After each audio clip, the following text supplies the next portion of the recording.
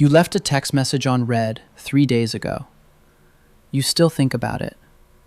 Not because it mattered, because it's unfinished. That itch in your mind isn't random. It's not a personality flaw. It's a psychological trapdoor that's been open since before you were born. And it explains why unfinished things follow you into the shower, into your sleep, into conversations that have nothing to do with them. The strange part is this: finished things vanish from your memory almost instantly. Unfinished things don't. They sit there, humming, waiting. Why would your brain be built this way? In the 1920s, a Soviet psychologist named Bluma Zygarnik sat in a Vienna cafe and watched something odd. Waiters could remember complicated, multi-item orders perfectly, right up until the plates were served.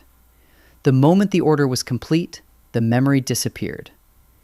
Ask the same waiter 5 minutes later what table 9 had ordered, and he'd stare at you blankly. The order was done. The brain had already deleted it.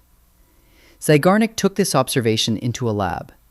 She had participants complete a series of simple tasks: puzzles, small drawings, basic arithmetic. But she interrupted them halfway through half of the tasks, letting them finish the rest uninterrupted. Later, she asked everyone to recall what they had worked on. The results were almost eerie. People remembered the interrupted tasks roughly twice as often as the completed ones. This became known as the Zygarnik effect. An unfinished task creates what she called psychic tension. Your mind treats it like an open file, a live wire, something still drawing power. A completed task closes the loop. The tension releases. The memory fades because there's nothing left to resolve. Here's where it gets stranger. Zygarnik's mentor, the psychologist Kurt Lewin, had a theory that explains why this tension exists at all. Lewin proposed that intentions create what he called tension systems inside the mind, something like a held breath. You don't consciously decide to keep thinking about the unfinished thing. The tension does that work for you, automatically, in the background, whether you want it to or not. Think about your ancestors for a second. A hunter who abandoned a wounded animal halfway through a chase couldn't afford to forget about it. A gatherer who left a fire half built before nightfall needed that unfinished task to stay loud in her mind, not fade quietly away. Incomplete meant unsafe.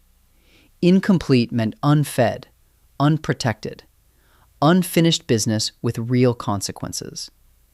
Your brain evolved to treat "not done yet" as a flashing warning light, because for most of human history, it usually was. You don't live in that world anymore, but your brain hasn't been updated. It still treats an open email thread, an unfinished show, an unresolved argument, with the same neurological urgency as an abandoned hunt. This is why a cliffhanger works on you. Television writers didn't invent the hook. They just weaponized something already living in your head. End a scene mid-sentence, and your brain refuses to let it go.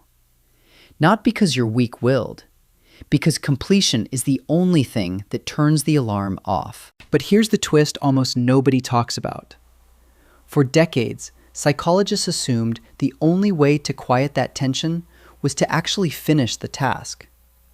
Then, in 2011, researchers E.J. Mazzacampo and Roy Baumeister ran an experiment that flipped the story. They gave participants an important unfinished task, then interrupted them. One group was told to simply make a specific plan for when and how they'd finish it later. The other group got no such instruction. The planning group's intrusive thoughts dropped almost immediately. Not because the task was done, because the brain had been given something it apparently wanted just as badly as completion: a plan, a promise it could trust. That single finding rewrites what you thought you knew about your own restlessness. Your mind isn't actually demanding that you finish everything right now. It's demanding certainty that the loop will close eventually. Give it a real plan, a specific one, and the tension drops, almost as if the task were already done. Give it vague reassurance, I'll get to it, and the alarm keeps ringing. Because vague isn't a closed loop. Vague is just another unfinished thing. Now look at your own day differently. That show you left on episode 6. That draft email sitting starred in your inbox. That argument you never actually resolved with someone. Just let go quiet. None of these are actually about the content anymore. They're open tension systems. Decades-old survival wiring firing for a decision it thinks is still dangerous to leave unmade. Notice how apps exploit this on purpose now. Progress bars that stop just short of 100%. Notification badges that never quite disappear. Unread counts sitting in red. Small numbers doing enormous psychological work. Every one of them is a synthetic hunt your ancestors' brain refuses to abandon. Even your thoughts about the future work this way. An unplanned goal, get healthier, save more, call them back, sits in your mind generating low-grade static for weeks, sometimes years. Not because you're lazy, but because it was never given the one thing that actually satisfies the tension. Specificity. A when, a how, a closed loop, even a fake one, tricks the ancient alarm system into standing down. So the next time your mind snags on something small and unfinished at 11 at night, you're not overthinking. You're not broken. You're running software built for a hunter who couldn't afford to forget a wounded animal in the grass. The task doesn't actually need to be finished tonight. It just needs a plan specific enough that your oldest instincts believe you. Because the message you left on read 3 days ago was never really about the message. It was about a loop your mind refuses to close until you tell it, clearly and specifically, exactly when you will.